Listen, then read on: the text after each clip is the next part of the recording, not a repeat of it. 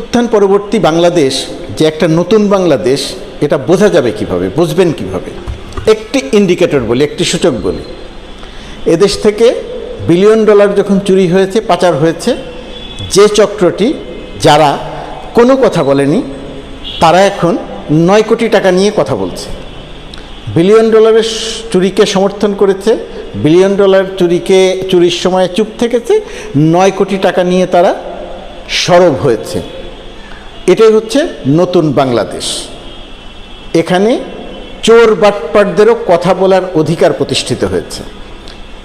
1 billion dollar যে S Alam group পাচার করেছিল, সেটা নিয়ে একটি শব্দও যারা বলেননি, তারা এখন 9 কোটি টাকা নিয়ে প্রশ্ন তুলছেন। তার মানে হচ্ছে যে চোর, ভাটপার, ডাকাত, তাদেরও প্রশ্ন তোলার, কথা বলার অধিকার বাংলাদেশে প্রতিষ্ঠিত হয়েছে। এটাই গণ অভ্যুত্থানের শক্তি, এটাই নতুন বাংলাদেশ।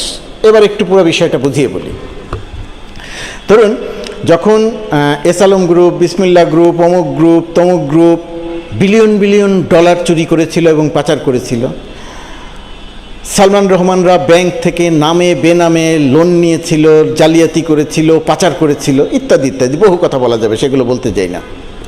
সেই সময়ে যে চক্রটি, যারা এর সুবিধাভোগী ছিল, যারা এর তোষামতকারী ছিল, যারা এর চাটুকার ছিল, তারা বিষয়টি নিয়ে একটিও কথা বলেননি।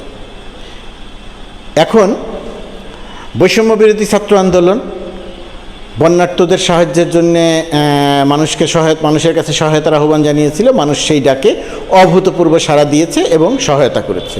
শুধু নগদ টাকাই উঠেছিল 10.5 কোটি বা 11 কোটির মতো। সেখান থেকে তারা কিছু টাকা খরচ করেছে, 9 কোটির মতো টাকা তারা ব্যাংকে রেখে দিয়েছে বন্যা পরবর্তী পুনর্বাসনের জন্য। এখন এটা নিয়েই অনেকেই প্রশ্ন তুলছেন, যারা আগে কথা বলছেন তারাও প্রশ্ন তুলছেন যে বন্যার্তদের টাকা এভাবে জমা করে রাখা হলো কেন, জমা করে রাখার আগে দেশের মানুষকে জানানো হলো না কেন, ইত্যাদি ইত্যাদি প্রশ্ন তুলছেন। প্রশ্ন তোলার অধিকার আছে মানুষের, মানুষ যেহেতু সহায়তা দিয়েছে এবং এখন প্রশ্ন তুলবে, সেটাই স্বাভাবিক। পরিবর্তিত বাংলাদেশে সবাই প্রশ্ন তুলতে পারবে। কিন্তু আমি বলছি ওই শ্রেণীটির কথা, যে শ্রেণীটি বিলিয়ন ডলার চুরি করেছে, 10,000 কোটি টাকা চুরি করেছে, ব্যাংক দেউলিয়া করে দিয়েছে, সেই সমস্ত বিষয় নিয়ে তাদের সোশ্যাল মিডিয়ায়, তাদের টাইমলাইন খুঁজে দেখেন, একটিও শব্দ পাবেন না। এখন তারা এই 9 কোটি টাকা সমন্বয়করা বিতরণ না করে ব্যাংকে কেন রাখল? তারা কিন্তু চুরি করেনি, মেরে দেয়নি। তারা কেন প্রধান উপদেষ্টার ত্রাণ তহবিলে দান করলো না? তারা কেন দেশের মানুষকে ব্যাংকে রাখার আগে জানালো না? বিষয় নিয়ে প্রশ্ন তুলছেন। প্রশ্ন তোলাকে আমি স্বাগত জানাই। আমার ধারণা যে সমন্বয়করাও স্বাগত জানাবেন, কারণ তাদের তো কোনো দুর্বলতা নেই। হয়তো প্রক্রিয়াগত একটা প্রশ্ন তোলার সুযোগ তৈরি হয়েছে, এটা যদি তুলতে না পারতো তাহলে আরও ভালো হতো।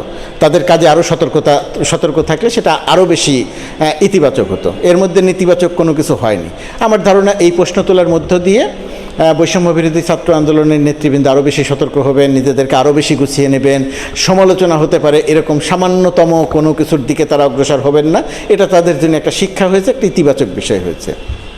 তো এই শিক্ষা এবং ইতিবাচক বিষয়ের মধ্যে সবচেয়ে বড় শিক্ষা যেটা, সবচেয়ে ইতিবাচক শিক্ষা যেটা, যে গণতান্ত্রিক অধিকার যদি থাকে, মাফিয়াতন্ত্রের যদি অবসান হয়, স্বৈরাচার শেখ হাসিনার মাফিয়াতন্ত্রের অবসান হয়েছে, স্বৈরাচার শেখ হাসিনার দানবীয় শাসনতন্ত্রের অবসান হয়েছে। ছাত্র জনতা বুকের রক্ত দিয়ে শেখ হাসিনার দানবীয় শাসনের পতন ঘটিয়েছে, শেখ হাসিনা থেকে এদেশ থেকে বিতাড়িত করেছে। এদেশের জনগণ একটা নতুন বাংলাদেশ পেয়েছে এবং সেই বাংলাদেশে জনগণের শাসন প্রতিষ্ঠিত হয়েছে।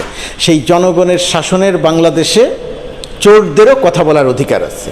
ওই যে 9 কোটি টাকা নিয়ে প্রশ্ন তোলা, যারা প্রশ্ন তুলছেন তাদের একটা অংশ সবসময়ই প্রশ্ন তুলেছেন, তাদের বিষয়ে আমার কোনো বক্তব্য নেই। আমরা সেই প্রশ্নটা তুলব, কথা বলবো, আলোচনা করব, সমালোচনা করব, সহায়তা করব। কিন্তু সেই অংশটি নিয়ে কথা, যে অংশটি 1 বিলিয়ন ডলার বা 10,000 কোটি টাকা বা 50,000 কোটি টাকা বা লক্ষ কোটি টাকা চুরির সমর্থক, চুরির বিষয়ে নীরব, চুরির বেনিফিশিয়ারি, সেই অংশটি মূলত চোর, সেই অংশটি মূলত অনৈতিক, সেই অংশটি মূলত দুর্নীতিবাজ। এই চোর, অনৈতিক, দুর্নীতিবাজরাও বাংলাদেশে কথা বলার সুযোগ পেয়েছে। এটাই নতুন বাংলাদেশ। ছাত্র জনতার অভ্যুত্থানের বিনিময়ে যে বাংলাদেশ গঠিত হয়েছে, ডক্টর মোহাম্মদ ইউনূসের নেতৃত্বে যে বাংলাদেশ পরিচালিত হচ্ছে, যে বাংলাদেশ বদলে দেওয়ার সংগ্রাম শুরু হয়েছে, সেই বাংলাদেশে চোর, ডাকাত, অনৈতিক, দুর্নীতিবাজদেরও কথা বলার অধিকার প্রতিষ্ঠিত হয়েছে। কথা বলবে, চুরির বিচারও হবে, কথা বলবে, দুর্নীতির বিচারও হবে।